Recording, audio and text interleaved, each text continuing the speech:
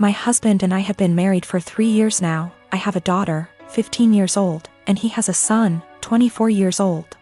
I am friendly with my stepson, but we aren't close. He has a biological mother who is a perfectly fine woman. I'm not here to take the role of his mom.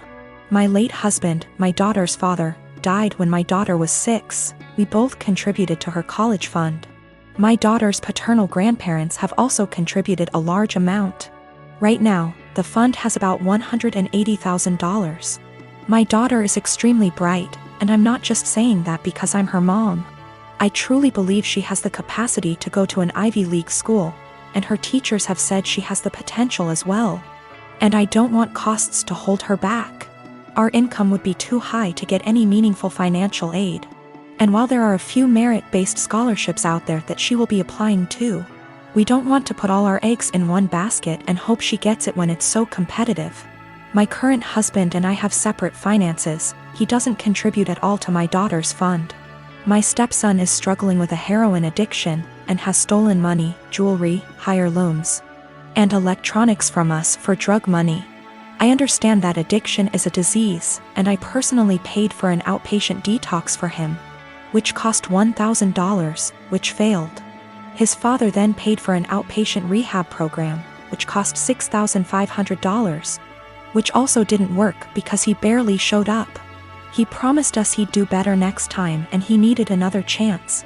So I split the cost of another $6,500 outpatient rehab program with my husband, which seemed to work during program, but he relapsed as soon as he got out of it.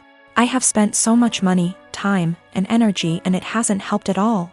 My husband and my stepson want to try a 60-day inpatient rehab program, which will cost $30,000. I had absolutely no idea where they were supposed to get the money for that, considering the thousands and thousands of dollars that were already spent, and the fact that we no longer had anything of value in our house. They want to use my daughter's college fund, which to me is absolutely off limits. I feel like it's completely unfair to my daughter to punish her for my stepson's addiction. Unfair to my late husband and his parents, but frankly, I don't think spending $30,000 will work. My husband thinks I'm an asshole because I'm prioritizing my daughter's education over his son's life. And he believes medical needs come first. He then asked my daughter if she'd be willing to use $30,000 from her fund to pay for her stepbrother's rehab. And she got very quiet and did not answer. He then got very upset with her and said she was being selfish. My daughter later told me that she didn't want to give her stepbrother the money, but she felt so guilty. And I am furious at my husband for emotionally guilt-tripping my daughter like that. My daughter received a bike from her uncle, my brother, on her 11th birthday. She was over the moon and excited to use it because it was on her wish list for so long. Days ago, I discovered that my husband reached out to my brother to ask for the recipient for the bike and returned it to the store, and kept the money for himself while my daughter was at school. The bike was at home. My daughter and I got home and she started crying after noticing the bike was gone. My husband was home at the time. He told me he returned the bike and got money in return to spend on something useful for us since the bike was just there as a distraction and there was no need for it now since we're the dead of winter. I was aggravated and lost it on him saying it wasn't his, didn't come from him. And he didn't pay for it so he had no right to touch it knowing our daughter's been wanting it for a long time. And my brother was decent enough to buy it for her despite barely having money to get him by. I told him what he did was theft and insisted he hand over the money to me so I could repurchase it. But he said he spent it on stuff for the house and doesn't have any money left now. But I knew about the money he was stashing away in the bedroom that he forbade me from tossing and I took some of it and went out to repurchase the bike while he was out the next day. He found out and verbally lashed out at me saying I should have never touched the money he was saving for himself, which isn't much, but I lashed right back that I had to so I could repurchase the bike he took from under our daughter. He explained that he didn't keep the money for himself and instead spent it for necessities for our home, but he was at fault for taking the bike in the first place and he was responsible for getting it back. He yelled at me for almost 10 minutes then stormed outside and started smoking. My daughter asked why her dad was upset and that she no longer wants the bike if dad doesn't want her to have it. But I assured her that's not the case and told her she shouldn't feel guilty and to just focus on enjoying her bike.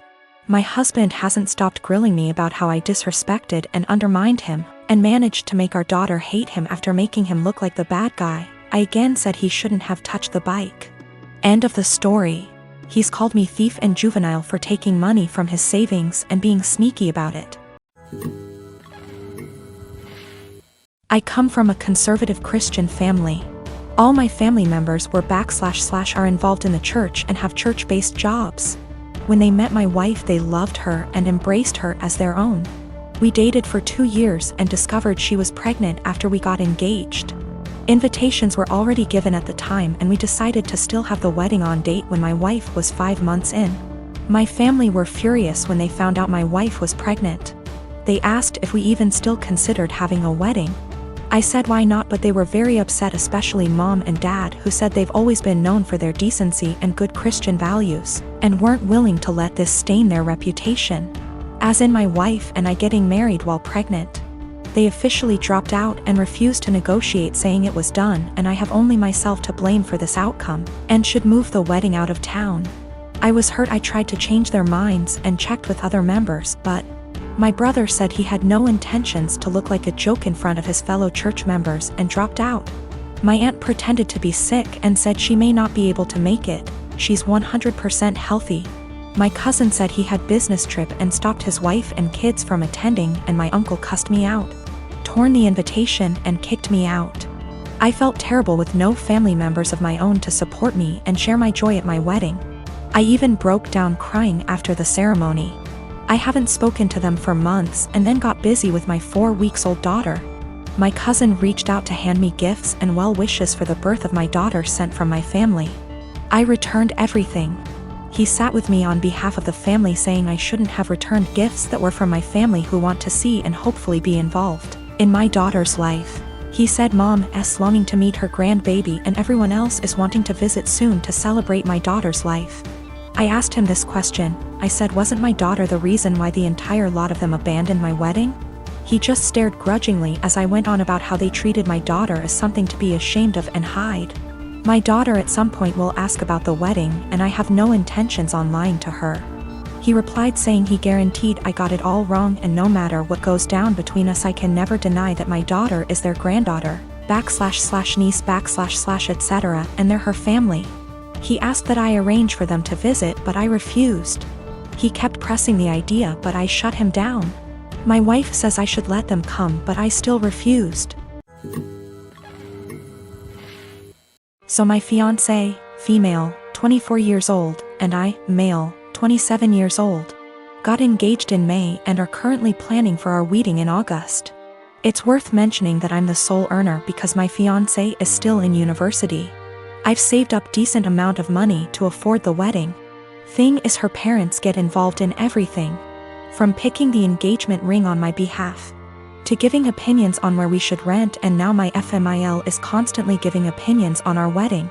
FMIL would follow up on everything we do and make negative comments on things like the best man, the guest list, and food. She told my fiancé she didn't like who I picked to be my best man and wanted me replace him after a big argument, but I said no, though my fiancé said we should have just done it. Mother-in-law also wanted me to uninvite people I wanted at the wedding so she could add more guests on her side of family. I said no to that also. Now the current or biggest conflict between us. Mother-in-law called saying she didn't like the venue we picked, which is in our hometown. She wanted me to reconsider, but I said no since my fiancé liked it too. But my fiancé came to me yesterday to show me a venue her mom picked and already paid for, saying, since she paid for it then I should say yes, this time. I was in shock and angry because not only did she not consult us, but the venue she picked is 3 towns away where my brother-in-law lives. I immediately thought about my disabled parents who cannot travel this distance for health reasons. Besides that, most of my family won't attend because of distance. I said absolutely not, agreeing on this venue. My fiancé said she disagreed with me and I had no right to complain because her mom and dad paid a lot of money for this venue as wedding gift and we should accept it. I calmly explained why I refused, and she kept saying I'm refusing on purpose because I hate her mom and am playing cat and mouse with her. I bluntly said her mom is indeed making this a game and told my fiancé she's either with me or against on this issue. She either backs me up or there won't be any more wedding planning. She got upset and started crying, asking what she's going to tell her mom and why I was making her choose between me and her parents, but I just feel like she's refusing to see why I don't want this specific venue. So what if her brother lives there? I have never been to that town, so having the wedding just cause her mom paid for the venue is not okay. We haven't talked ever since that argument. My friend called me ungrateful fool for turning away a free wedding venue over distance, but I can't help but feel FMIL did it purposely.